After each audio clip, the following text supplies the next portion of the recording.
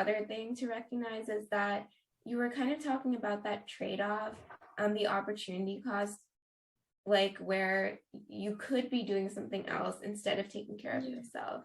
And I think that this kind of arises as a result of just like ingrained guilt in culture, especially in schools like the Ivy League, where you kind of feel guilty for taking care of yourself almost, because you're like, I could be doing this work, I could be doing all of this other stuff, but I'm deciding to take a break.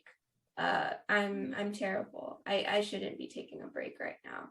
And so all of that kind of just like coagulates, and it's very hard to kind of get out of that cycle.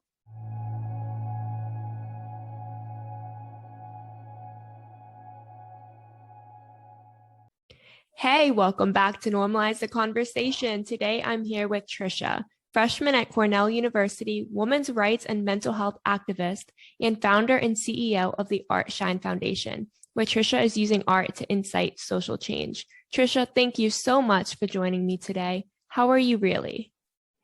I'm doing good. There's a lot going on, but I'm trying to take it one day at a time.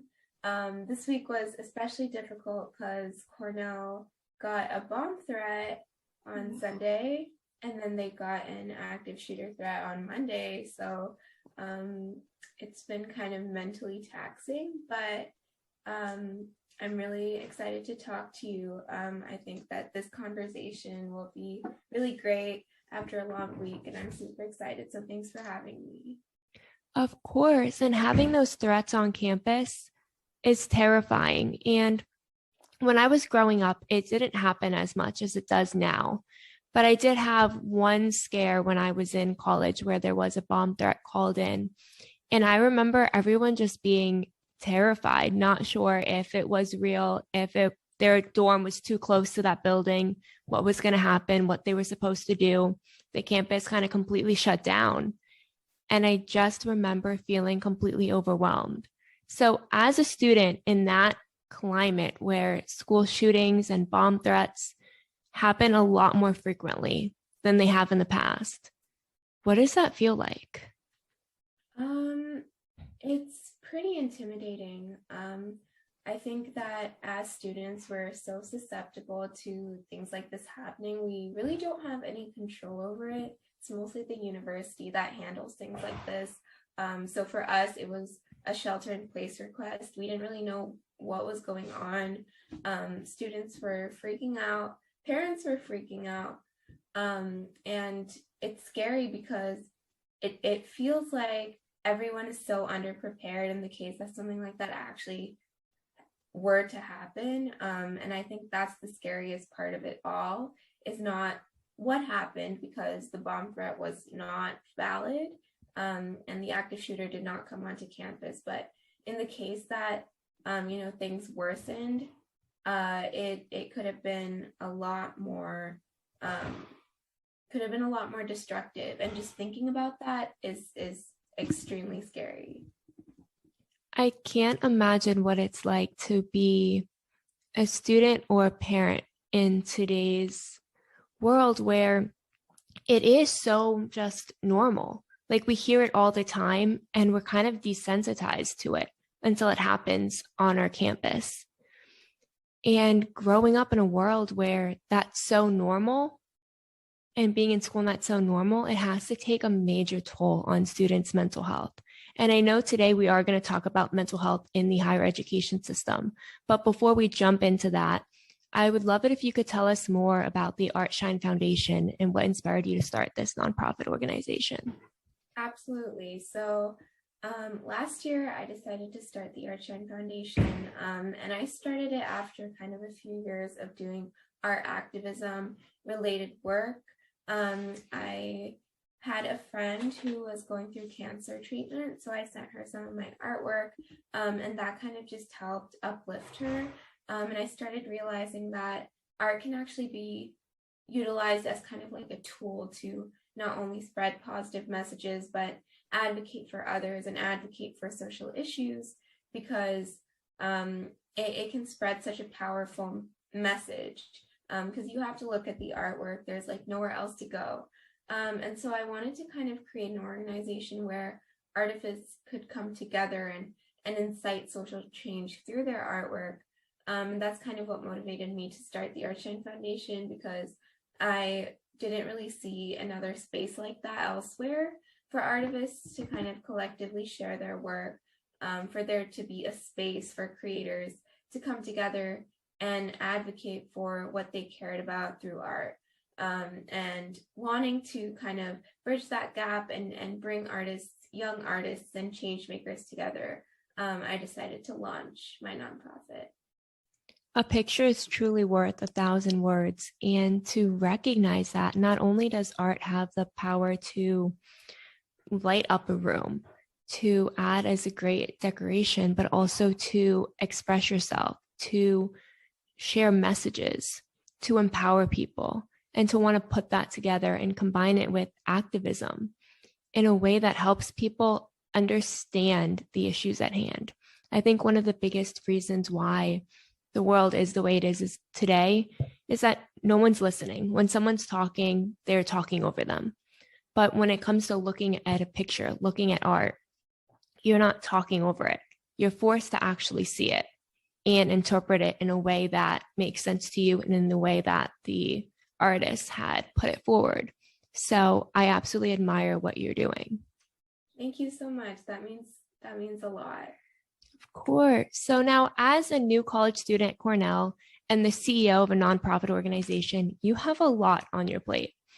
What are some of the biggest challenges you have faced thus far, and how have they impacted your mental health?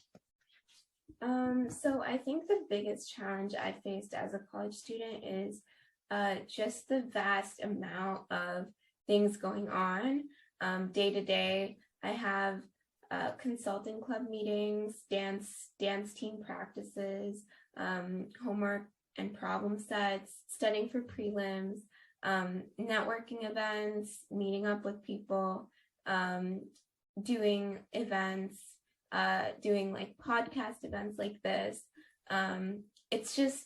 There's just so much going on. And there are always new events because this is Cornell and there's always something going on. There's always something to do. And as students at an Ivy League, we're trying our best to kind of utilize the resources here to the max. And I guess what this does is that it kind of starts forcing us to put other things above our mental health and our well-being. And I've kind of seen this in experiences firsthand.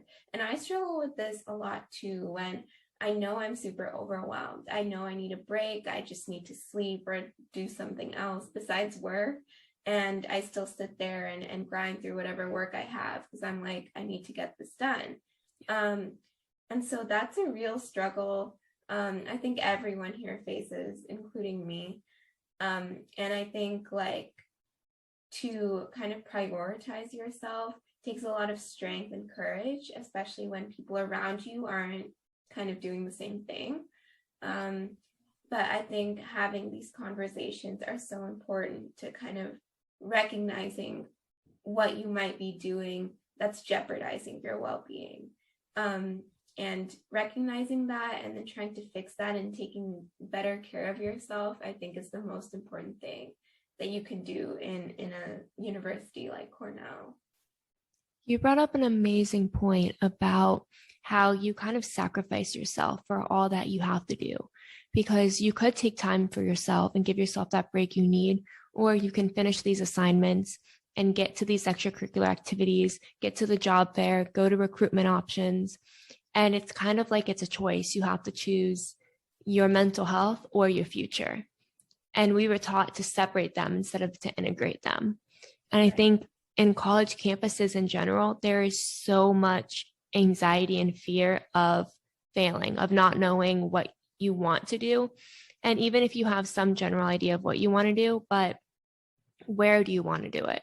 What company do you want to be at? There are so many levels, and it's terrifying what happens when you go to the job fair, you go to recruitment, and that you give out your resume and no one calls. There is so much anxiety and fear. And then you add on top of that the Ivy League pressure where you have so much respect and excitement within you that you get to be there. And then you don't want to take advantage of it. You don't want to miss out on any resource that is now available to you. So you talked a little bit about how you need a break sometimes, but you have to make that choice. Have you ever been able to really make that choice to take a break, or has it been something that you've continuously had to push aside? That's a great question. I think that, some days I'm really not able to take care of myself over the work I have. It's just, I feel like it's way too important, which is sad. And I think I need to change that and make sure that my health and well-being comes first over anything ever. But I think I do try to prioritize so that my health comes first and then everything else comes afterwards.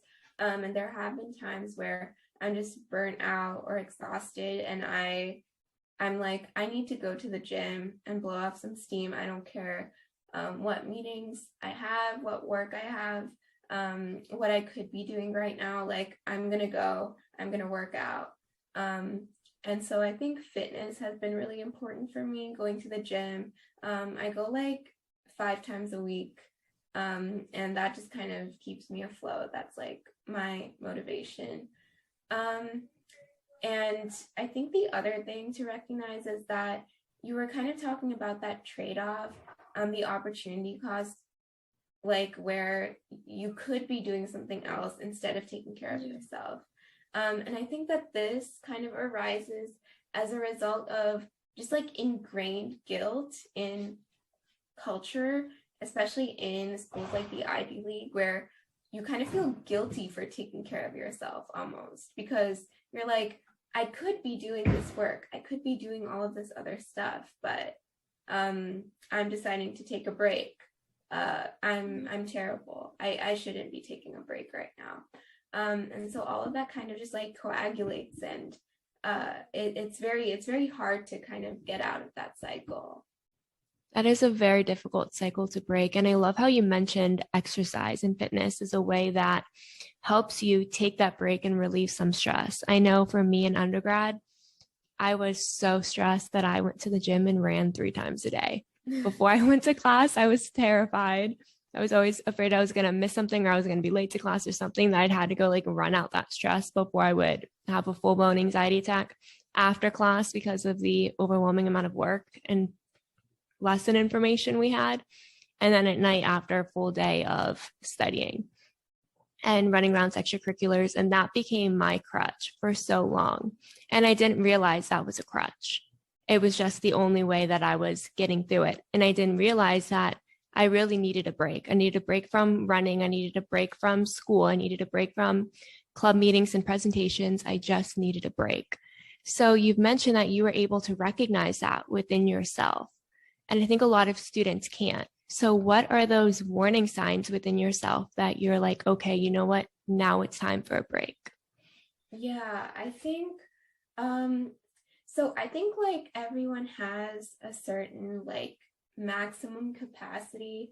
For me, I would say it's pretty high. Like I can go for a very long amount of time before I'm like, oh my gosh, I need a break. And obviously like you should not hit that point, because that's when you're breaking down and you're not functioning. And so it should never like get to that point. But I think that some red flags are if you're not able to concentrate, if you're not, getting sleep, if you're finding yourself just getting lost or like daydreaming or zoning out, it's like a sign that you're not focused, and you're just not in the mental capacity to like do work or learn or absorb anything. And that's happened to me before. It's happened to me here. And this week is like prelims week. There's a dance performance on Sunday. And combined, I've been kind of out of it this entire week with the bomb threats and everything. And so, I mean, just talking to you right now, like I'm recognizing red flags within myself, which are telling me that I need a break, but like I can't slow down right now because there's too much going on. And so kind of putting two and two together, I think it's important to strike a balance. You should know when you're not able to deal with what's going on and when you need that break, but you should also kind of figure out like when you can take that break, when the right time is to take that break. And finding that balance is difficult, but I think it's still achievable. I agree. We all do have that capacity, max capacity, where there's only so much we can handle. There's only so much we can do before we just burn out. And if we don't recognize it until the end, it's a lot more difficult to rejuvenate. But you mentioned within yourself that right now talking, you hear these red flags within yourself, you're recognizing them, but you don't have that opportunity to slow down right now because there is so much happening and there's so much you have to do. And I think that that's really relatable in college students as a whole, in the higher education system as a whole, that we kind of don't have a chance to take a break. So we run and run and run until we hit points of depression. And there was a study reported by NAMI that they found about 64% of college students drop out of college because of their mental health. So outside of that level of burnout, what do you think are some of the other causes of a decline in mental health for college students? Yeah, I think there are quite a few factors. First of all, like we're adjusting to a new environment. We're off on our own. We have to deal with college level classes, extracurriculars. We're just kind of thrown into a new environment. And it's very difficult to find support. I think the other thing is social isolation. People who are introverted, who have difficulties just kind of branching out and reaching out to people and talking to new people. I think that's a huge factor at Cornell. A lot of people have difficulties fitting in just due to polarization or circles kind of already being created. And I've read a lot of Reddit articles of people just speaking about their personal experiences, feeling isolated and left out. And I think the other thing is at schools like Cornell and other Ivy Leagues, there's kind of this like workaholic mindset where if you're not working 24/7, or if you're getting a good 8 hours of sleep, you're seen as like less productive or less smart or things like that. And so I think that's just a completely toxic mentality, but people truly, truly believe it. And this kind of perpetuates it in other people who don't believe it, because they start seeing everyone doing that and they're like, I should be doing this too. And then, yeah, so I think those are the three main factors. And then the other thing is that a lot of universities don't have great mental health resources. I would say Cornell does try to connect students with mental health resources, but after the bomb threat and the active shooter, and a lot of students here expressed this, but we felt like it wasn't acknowledged as much as it should have been, and students' mental health was just kind of pushed to the side. They didn't speak. I mean, they had a couple of seminars, but we definitely needed a day off from just everything, and we didn't get that opportunity. So as much as Cornell tries to kind of push mental health resources, it lags behind in so many other areas, because we literally got a bomb threat. People's lives could have been in danger, and they knew that, and that's what they were thinking at the time. So I think just a combination of that, you can probably see how that leads to mental declines in mental health. It's really unfortunate that the higher education system tends to miss the mark on mental health in so many ways. And like you said, having that bomb threat and not a day off to process it, that is really hard. And we don't realize how that's traumatizing to a student. It's traumatizing in ways that the faculty doesn't completely understand, because they didn't grow up in a world where this is actually happening all the time. To them, it was a threat that happened, and a threat happens, but the actual event did not happen. Therefore, it's fine. But what they don't account for is all these students on campus have lived in a world where you turn on the news and their school shooting happened, or they were put on lockdown for a day on code black, where they couldn't get out of their classrooms. They were stuck. They didn't know where the shooter was, whether it was on their campus or the neighboring campus. They don't realize that the reality of the world is so much different than it was 10 years ago, 20 years ago, 30 years ago when they were in school. And they're not adapting to the new climate. And it's very, very unfortunate. And like you said, a lot of resources just aren't available. There was a study that, or part of that same study, where they said 50% of those who drop out of college because of mental health do it because they don't have access to mental health services. So again, not having accesses to services or resources, and the colleges aren't pushing them and providing them, can be very, very difficult. And I want to talk more about that in a minute. But before we dive into what resources are available, what do you think are some of the barriers and concerns that keep college students from accessing the resources that are available to them? Absolutely. So I think that some of the barriers, obviously, there are financial barriers if you want to get outside mental health support. And if you don't have the right finances for it, it's very hard to not only ask someone to like support you in financially, and also go out and search for outside resources. And then I think within college campuses, something that prevents students from getting the treatment that they should be getting is stigma, and just internal guilt over getting help. I think that's one of the biggest things, because a lot of students feel like if they get help that they're weak, or that it shows poorly on them, which it absolutely does not. And I think the third thing is that it's difficult to find those resources. Colleges don't usually put them just like out there for you. You kind of have to hunt and search for them. Students don't really talk about it that much amongst themselves. So it's not like an open discussion topic where you can walk into a dining hall and hear people talking about it, because if that were the case, it would be a lot easier, because people would be like, I'm seeing this therapist. I reached out to this resource. You should too. I don't really hear that a lot.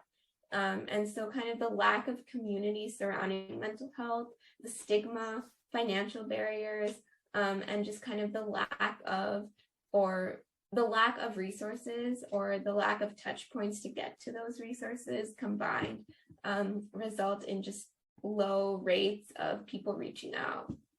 Those are very powerful reasons why students don't seek treatment. And I want to tie that back into what you said earlier about how our worth is tied to our productivity when we're in college. So if you're not working 24/7, you're seen as less. If you are taking time to take a break, to get enough sleep, to go out and have fun with your friends, you are seen as less. And then it's that competition of keeping up with the student who's ahead of you and wanting to be the top student so you have the best opportunities when you get out of college. So all of that stress brings in that point of, do you have time to seek treatment? Do you really have time to seek treatment when you have so many other things on your plate? And then if even getting enough sleep or taking a break makes you seem weak, what would happen if someone else found out you were in therapy or you went to the counseling center? And that adds another level of pressure that keeps students from reaching out. But you did mention that there were some services and treatment options or resources available on your college campus at Cornell. What are some of those resources? Absolutely. So there's a center here called the TACCON Center for first-year students, and they often host things like wellness days, just where people can come and talk. And there is also our medical center. So they have therapies that you can have therapy sessions there. They have nutritionists, and things like that.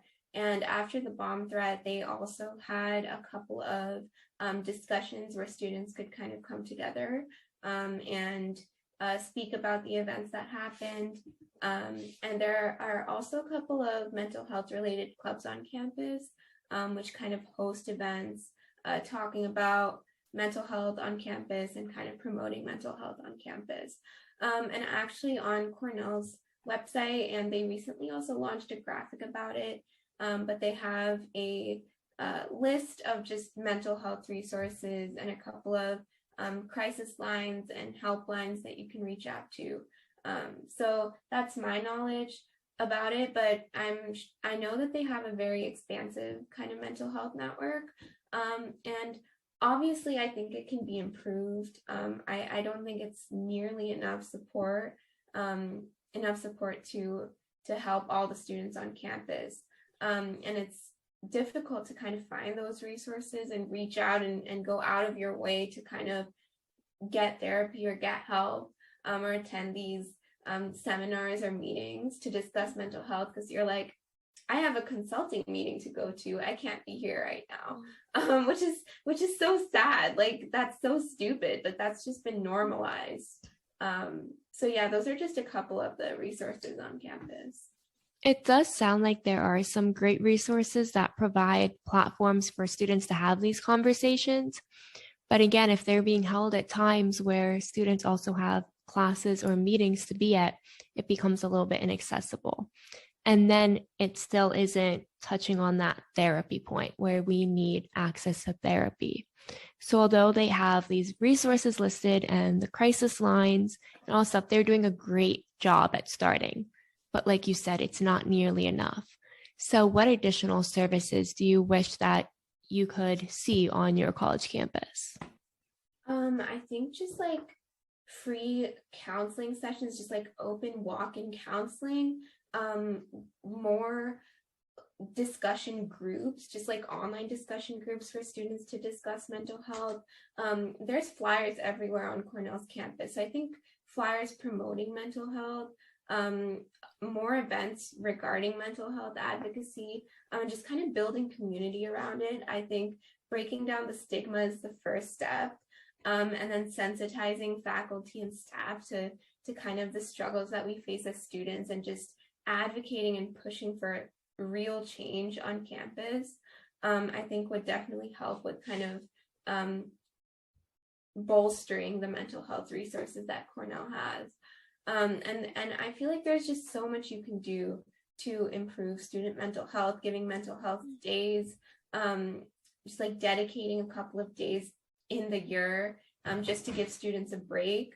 I feel like college campuses can be so much more accommodating. When students ask for a mental health day, or when they ask for things to be pushed forward, the university should listen. They shouldn't just ignore what students are saying, because that just continues to foster the stigma, because students feel like they're not being listened to, and everyone is just forced to keep going.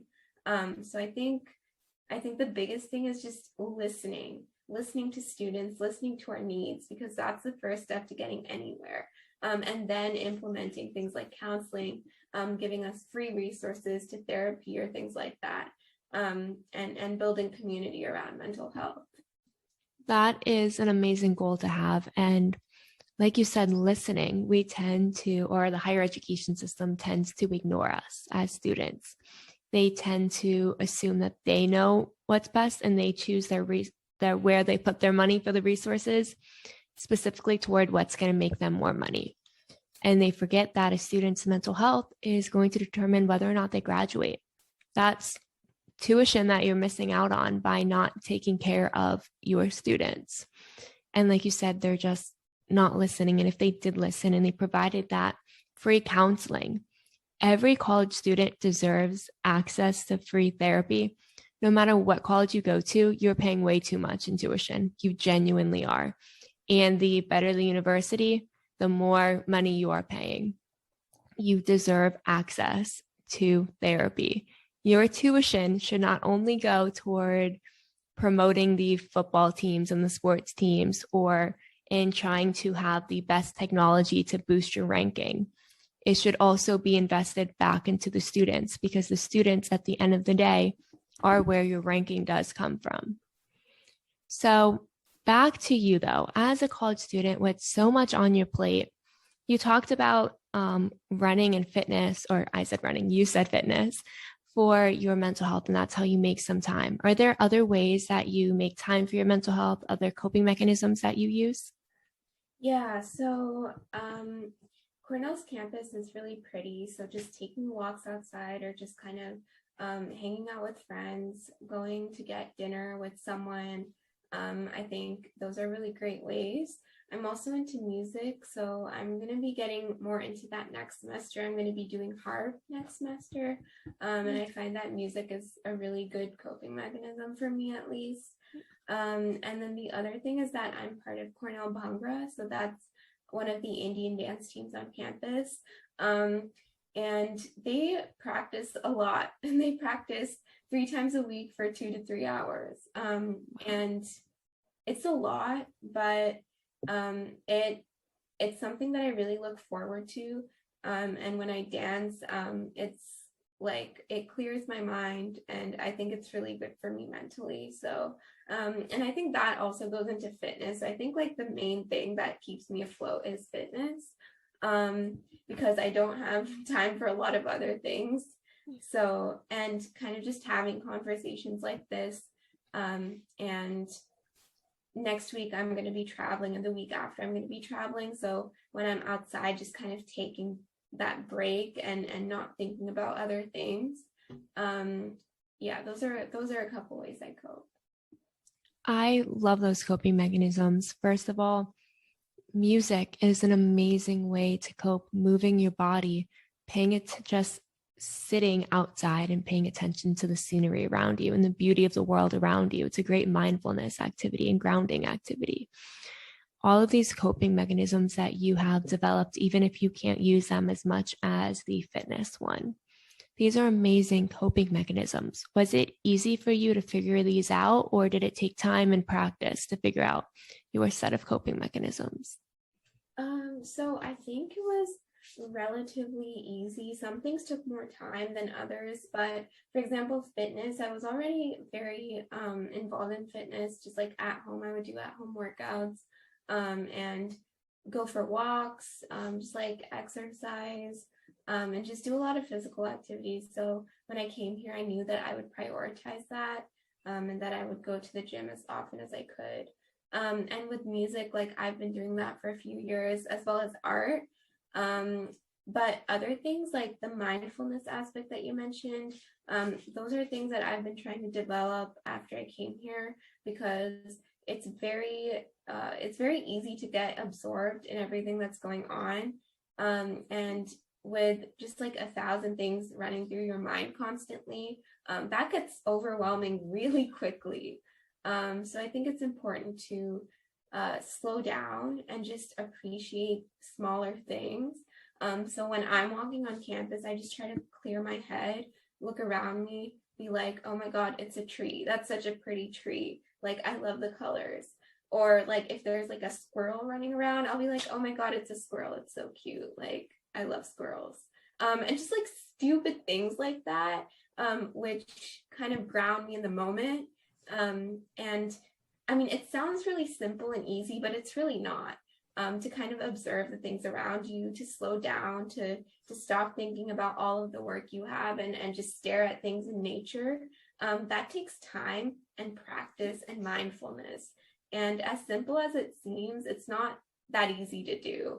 And it's something that I've been trying to work on here to kind of improve my mental health and help me and ground me in the moment.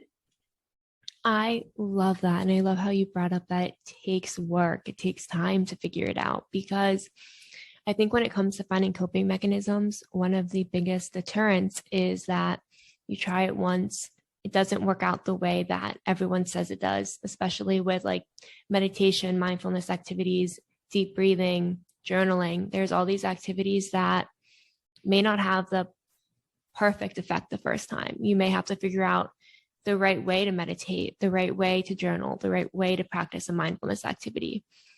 And it's hard. It takes time to learn what your body needs, what your mind needs, to set the right intentions. And a lot of people just feel discouraged.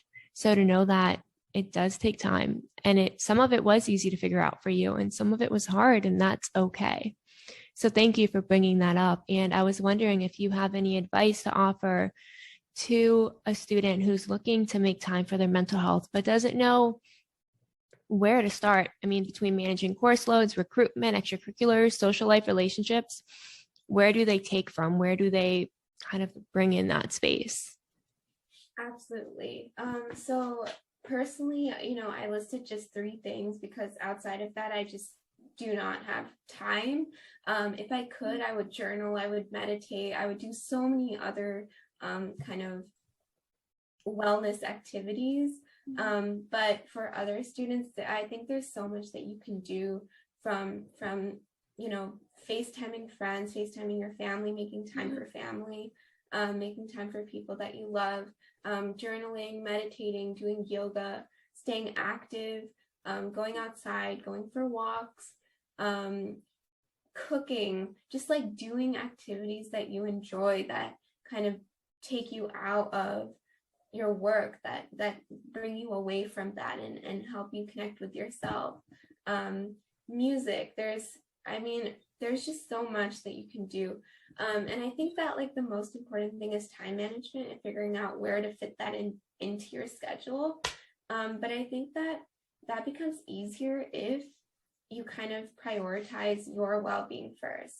And whenever I start getting drowned out by work, I'm like, hold on a second. Like, where are my priorities right now? How do I fix that? And when I put my health first, I see that I can make time for that because I kind of cut other things out of my schedule because I'm like, that's just not as important as my health and well-being. Or if I'm calling someone, I'm telling myself that I shouldn't feel guilty for taking a break and just talking to someone I enjoy talking to. Yeah. And I think developing that mindset is really important in making sure that you're able to do these other activities, you're able to partake in coping mechanisms and just kind of retain your mental health, even when you have a lot of other stuff going on. Prioritizing your mental health is the most important mindset you should have. And I love that you shared that. It's really hard when you feel like you don't have the time. And to know that when you do put your mental health first, you are able to see more clearly, to look at your schedule and make time and create a better time management plan for yourself. Maybe there are things you're doing that you're spending extra time on that you don't need to and you don't realize it because you're just burnt out. So having that space to take care of yourself first allows for everything else to fall into place. Before we wrap up, can you share maybe 3 action items for your fellow students who may feel like their mental health is on the decline and they want to start getting support, whether it's on or off campus support? Absolutely. So I think the first thing I would say is put yourself first. A lot of students don't realize that without being healthy, you can't accomplish anything else. And that's why it should come first. Even when it seems like you can jeopardize your health and well-being to do your work, that's not how that works.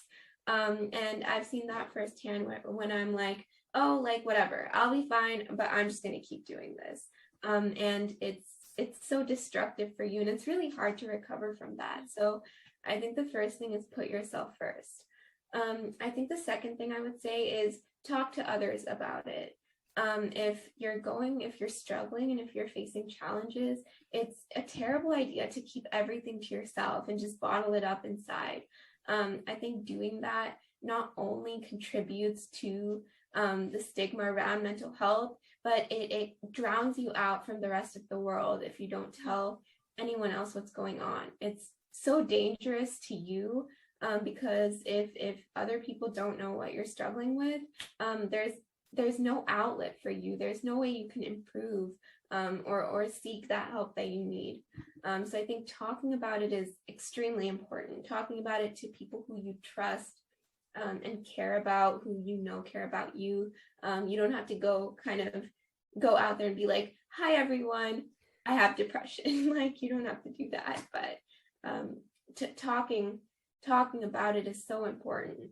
And then I think the third thing is don't be afraid to reach out. Generally people are willing to help you. They want to help you. And sometimes you can find support in places that you didn't think you could find support in.